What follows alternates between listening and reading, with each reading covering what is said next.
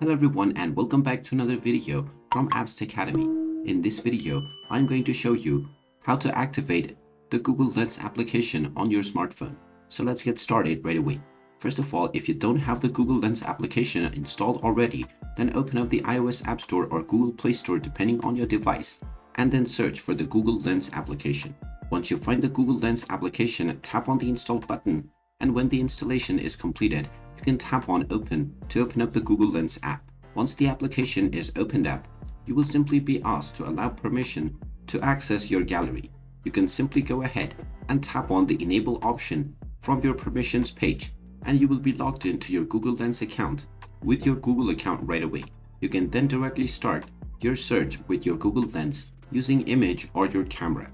And there you have it. That is how easy it is to activate Google Lens on your device. If you find this video helpful, make sure you hit that like button and subscribe to our channel if you haven't done so already. Also ring that notification bell to never miss another update from us. Thank you for watching, and I will see you again in the next video.